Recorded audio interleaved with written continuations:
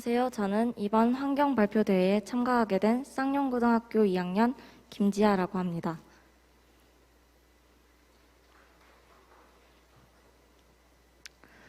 저는 며칠 전에 뉴스를 보고 환경 문제의 심각성을 알려야겠다고 생각을 했고 이 자리에 서게 되었습니다.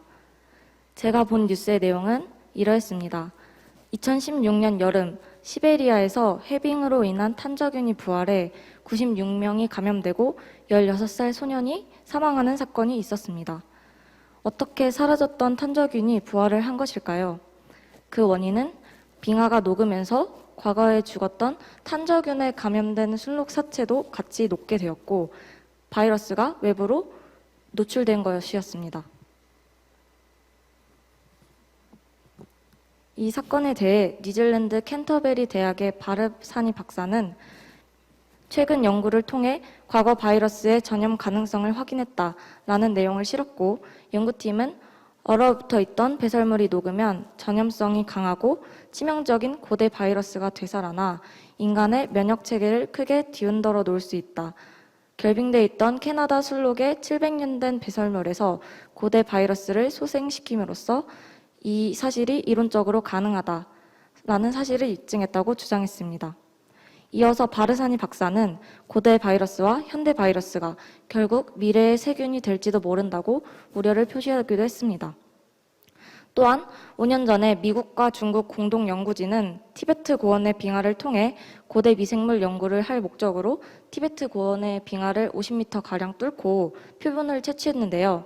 최근에 15,000년 전에 형성된 것으로 추정되는 고대 바이러스들의 존재를 확인했습니다.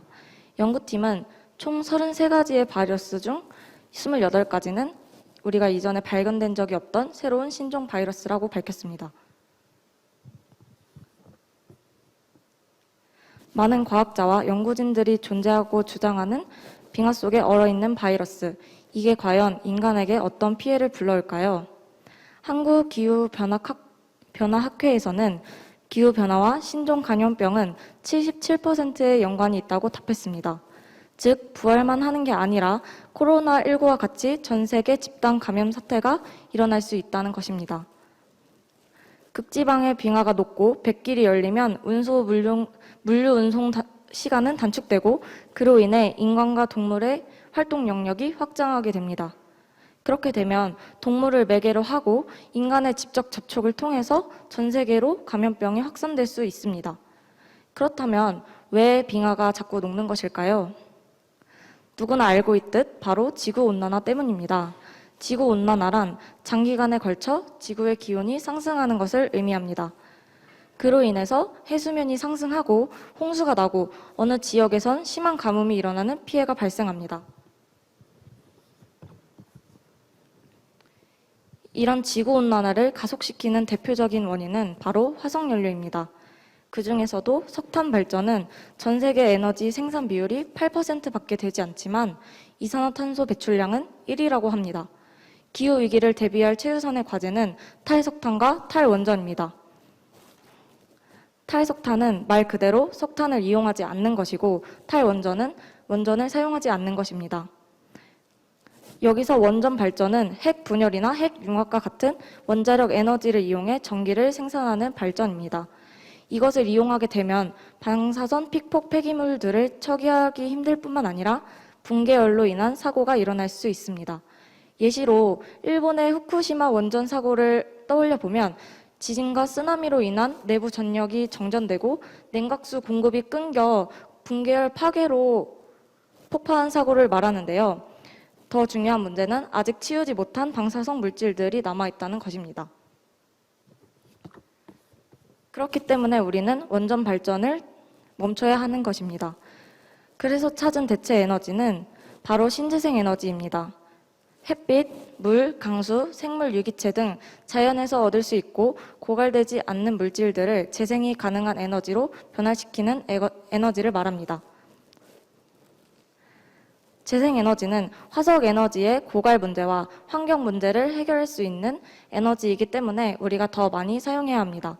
그렇지만 신재생에너지를 사용하기 전에 우리는 탄소 배출량 먼저 줄여야 합니다. 스위스, 영국, 핀란드, 칠레, 노르웨이 이미 여러 나라에서 탄소 배출량을 0으로 줄인 탄소 중립국들이 나타나고 있고 파리 기후 협정에서는 2040년 석탄 발전 퇴출을 목표로 잡고 있습니다. 많은 나라에서 노력 중인 탄소 배출량 감소, 석탄 발전 퇴출. 우리나라는 어떨까요? 왼쪽의 자료는 대한민국의 총 에너지 소비량입니다. 가장 큰 비율을 차지하고 있는 화석연료, 그의 2분의 1도 미치지 못하는 신재생 에너지. 이런 상황에서 우리가 탄소 배출을 줄일 수 있을까요? 그 옆에 그래프는 대한민국의 온실가스 배출량입니다. 1990년부터 2017년까지 상승하는 그래프를 보여주고 있습니다. 과연 2021년 지금 저 그래프가 많이 달라져 있을까요? 아마 그러지 않을 것입니다. 지금은 모두가 편하고 싸게 잘 이용하는 화석연료지만 계속해서 화석연료를 쓰게 된다면 앞서 발표했던 내용과 같이 지금보다 더한 재앙이 찾아올 것임을 말씀드리고 싶습니다.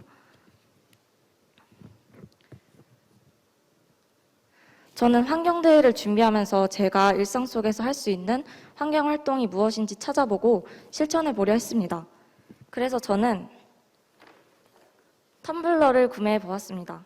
이 텀블러를 가지고 카페에 가서 테이크아웃을 할 때 이 텀블러를 사용하겠다고 여러분들한테 약속드리겠습니다.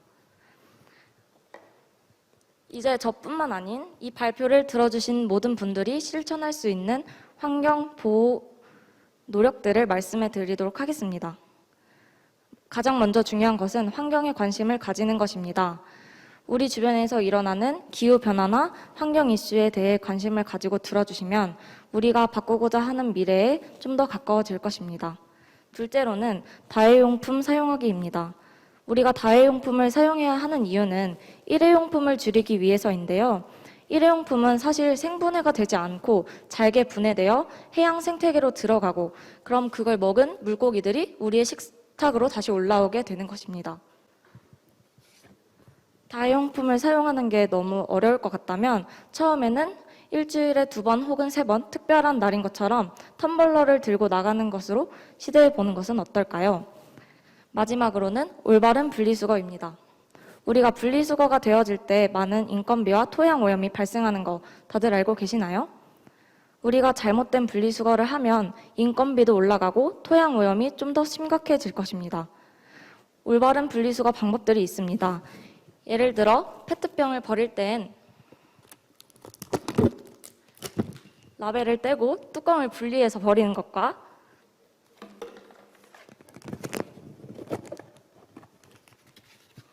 이렇게 오염물질이 묻은 용기들은 씻어서 헹군 뒤 햇빛에 말려 보관한 뒤 버려주면 좀 더 일회용품이 재사용되는데 쉬워질 것입니다. 우리는 이런 사소한 노력으로 지구를 깨끗하게 만들기 위해 노력해야 합니다. 이상으로 발표자 김지아였습니다. 감사합니다.